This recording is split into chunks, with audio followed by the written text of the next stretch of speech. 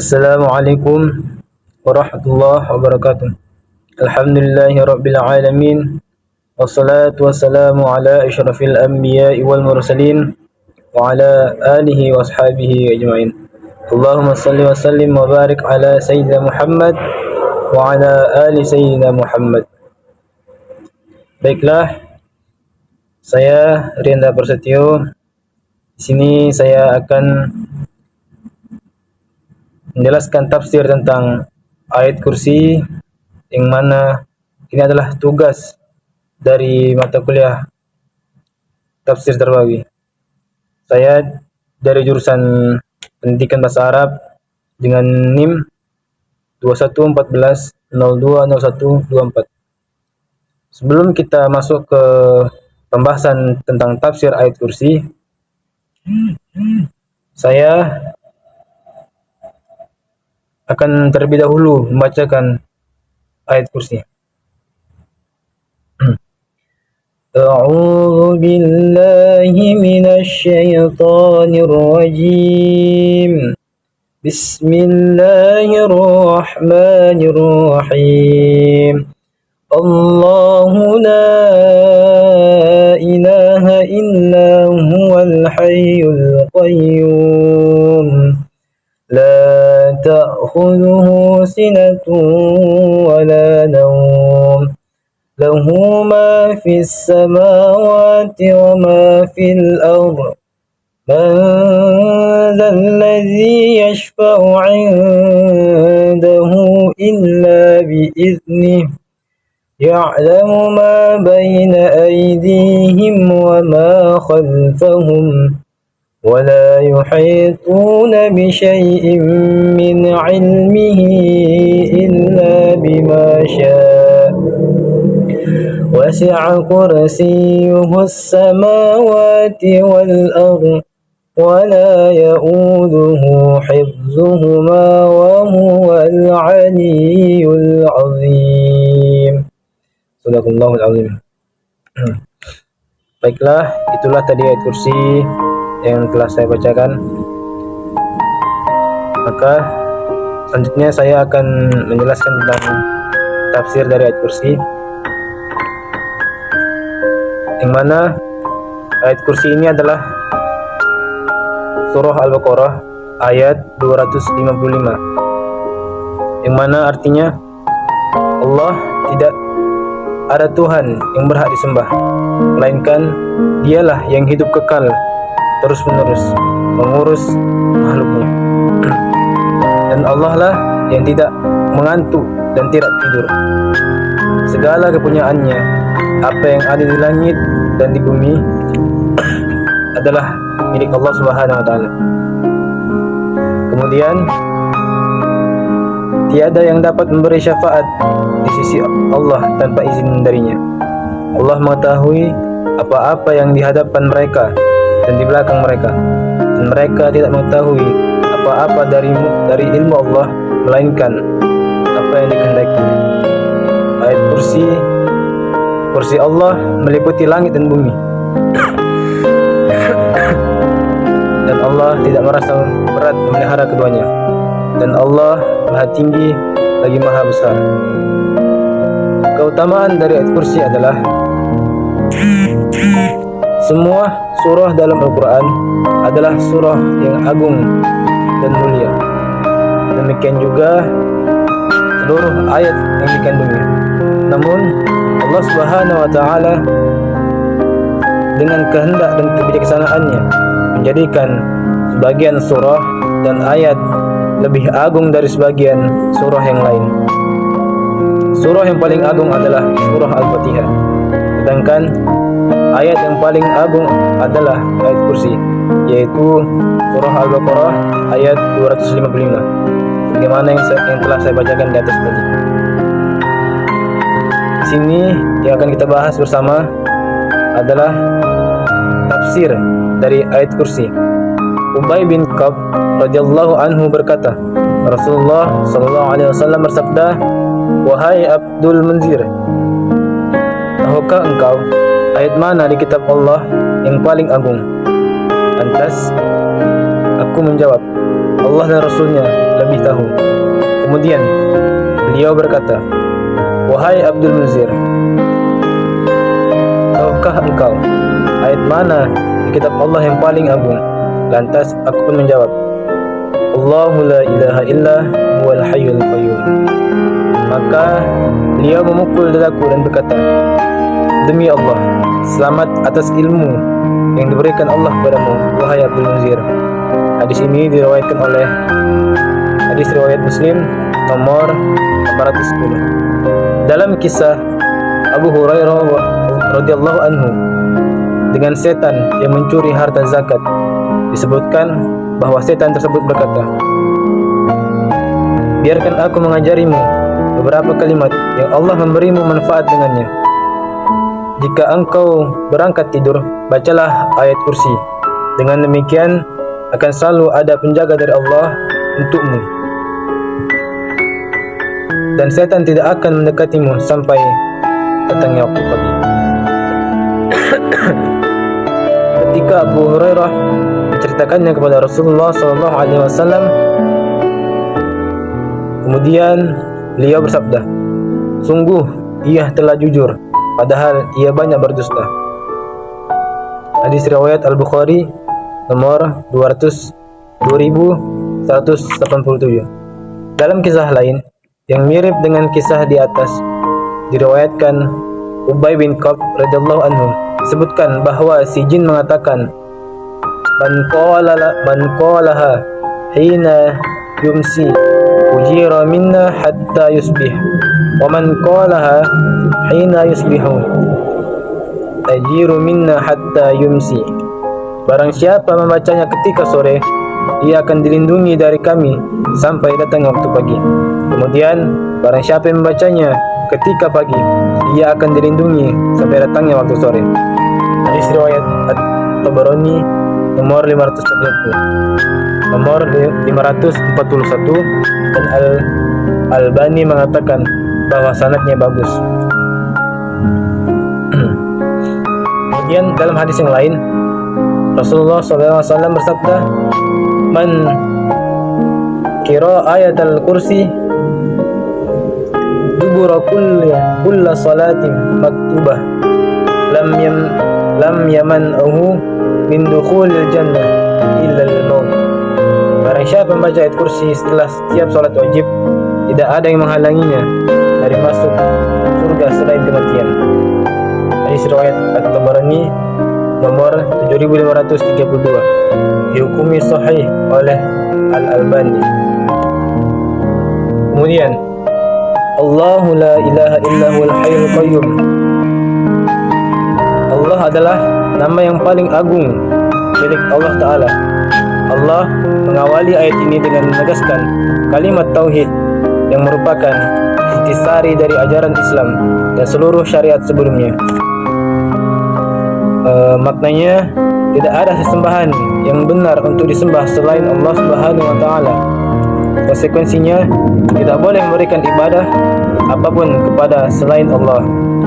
Al-Hayyu dan Al-Qayyum adalah dua antara Asma'ul Husna yang Allah miliki, yang mana Al-Hayyu yang artinya yang hidup sendirinya dan selamanya. Kemudian, sedangkan makna Al-Qayyum berarti bahwa semua membutuhkannya.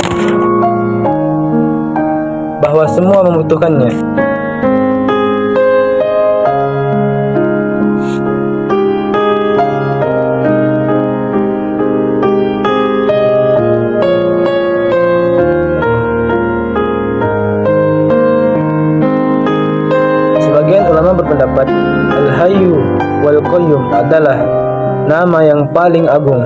Pendapat ini dan pendapat sebelumnya adalah yang terkuat dalam masalah apakah nama Allah yang paling agung, dan semua nama ini ada di dalam ayat kursi tersebut. Kemudian, la ta'khudhuhu sinatun wa la naum. Dia tidak mengantuk dan tidak tidur. Maha suci Allah dari segala kekurangan. Dia selalu menyaksikan dan mengawasi segala sesuatu. Tidak ada yang tersembunyi darinya, dan dia tidak lalai terhadap hamba-hambanya. Allah mendahulukan penyebutan kantuk karena biasanya kantuk terjadi sebelum tidur. Barangkali ada yang mengatakan menafikan kantuk saja sudah cukup sehingga tidak perlu menyebut tidak tidur, karena jika mengantuk saja apalagi tidur. Karena jika mengantuk saja tidak apalagi tidur. Akan tetapi Allah menyebut keduanya karena bisa jadi satu orang tidur tanpa mengantuk terlebih dahulu, dan yang kedua, orang bisa menahan ngantuk tetapi tidak bisa menahan tidur. Jadi menafikan kantuk dan berarti otomatis menafikan tidur. Kemudian lahu ma fis samawati wa ma fil ardh, kepunyaannya apa yang di langit dan di bumi. Yang mana artinya? Berarti semua yang ada di langit dan di bumi adalah milik Allah Subhanahu wa taala. Semesta alam ini adalah hamba dan kepunyaan Allah Subhanahu wa taala. Serta di bawah kekuasaannya tidak ada yang bisa menjalankan suatu kehendak kecuali dengan kehendak Allah Subhanahu wa taala. Kemudian man zal ladzi yashfa'u 'indahu illa bi idnih. Tiada yang dapat memberi syafaat di sisi Allah tanpa izinnya. Memberi syafaat maksudnya menjadi perantara bagi orang lain dalam mendatangkan manfaat atau mencegah bahaya. Ini inti syafaat di sisi Allah adalah doa. Orang yang mengharapkan syafaat Nabi sallallahu alaihi wasallam berarti mengharapkan agar Nabi Muhammad sallallahu alaihi wasallam mendoakannya di sisi Allah. Ada syafaat yang khusus untuk Nabi Muhammad, seperti syafaat untuk dimulainya hisab akhirat dan syafaat bagi penghuni surga agar pintu surga dibukakan untuk mereka. Ada yang tidak khusus untuk Nabi sallallahu alaihi wasallam, seperti syafaat bagi orang yang berhak masuk neraka agar tidak dimasukkan ke dalamnya, dan syafaat agar terangkat ke derajat yang lebih tinggi di dalam surga. Jadi seorang muslim bisa memberikan syafaat untuk orang tua, anak, saudara, atau sahabatnya di akhirat. Akan tetapi syafaat hanya diberikan kepada orang yang beriman dan meninggal dalam keadaan iman. Disyaratkan dua hal yang mendapatkannya, yaitu yang pertama, izin Allah Subhanahu wa taala untuk orang yang memberi syafaat. Yang kedua, ridha Allah untuk orang yang diberi syafaat. Oleh karena itu, seseorang tidak boleh memberi syafaat kecuali pada Allah Subhanahu wa taala. Selain berdoa, hendaknya kita mewujudkan syarat mendapat syafaat dengan meraih ridha Allah, tentunya dengan mentaatinya, menjalankan perintahnya semampu kita dan meninggalkan semua larangan-larangannya. Kemudian ya'lamu ma baina aydihim wa ma khalfahum. Dia mengetahui apa yang di hadapan mereka dan di belakang mereka. Ini adalah dalil bahwa ilmu Allah meliputi seluruh makhluk, baik yang ada pada masa lampau, sekarang maupun yang akan datang. Allah mengetahui apa yang telah, sedang, dan yang akan terjadi. Bahkan hal yang ditakdirkan tidak ada, bagaimana wujudnya seandainya ada. Ilmu Allah sangatlah sempurna. Kemudian wala yuhituna bi syai'in min ilmihi illa bima syaa.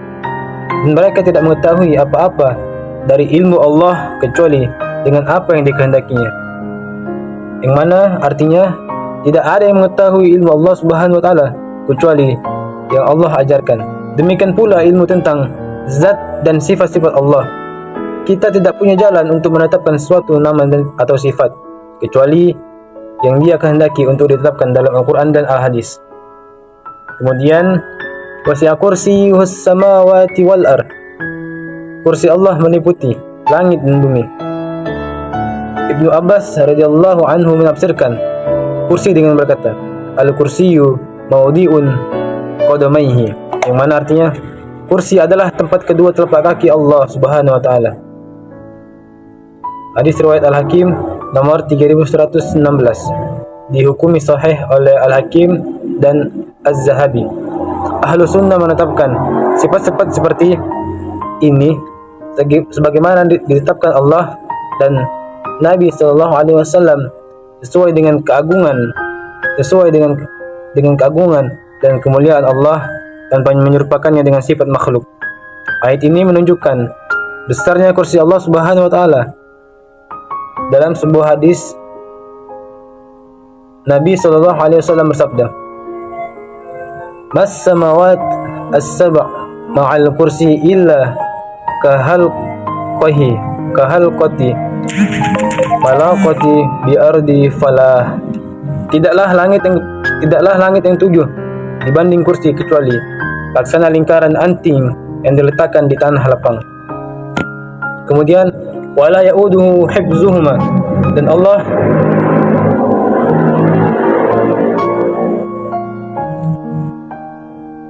Allah tidak berarti pemeliharaan keduanya.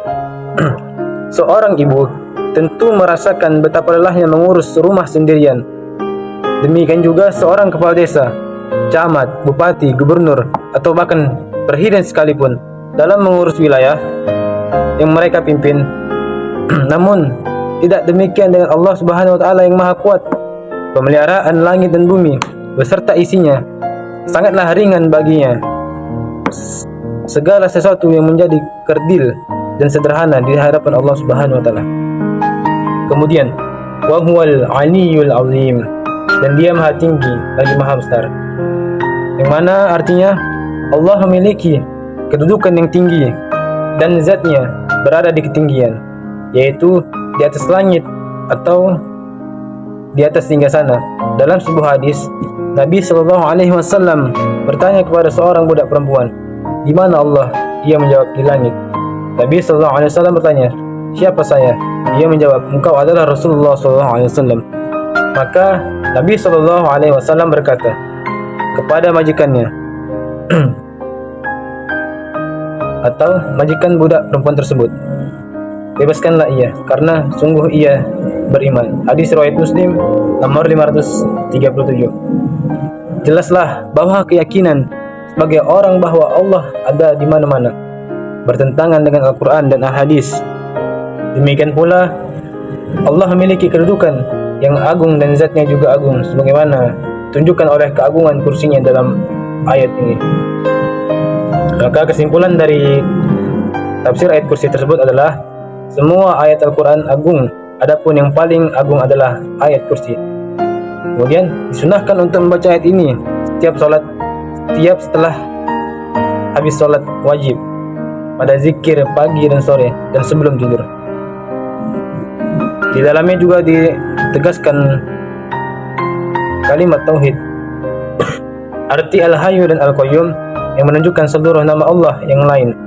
Semua bentuk kekurangan harus dinafikan dari Allah Subhanahu wa taala. Arti syafaat dan syarat memperolehnya. Kemudian dalam ayat kursi ini juga dibahas tentang ilmu Allah sangatlah sempurna. Kemudian kita hanya menetapkan untuk Allah nama dan sifat yang ditetapkan oleh Allah dan Rasulnya sesuai dengan keagungan dan kemuliaannya, tanpa menyerupakannya dengan nama dan sifat makhluk. Mungkin hanya inilah yang dapat saya sampaikan. Maka apabila ada kesalahan, saya mohon maaf. Saya akhiri. Billahi taufiq wal hidayah. Assalamualaikum warahmatullahi wabarakatuh.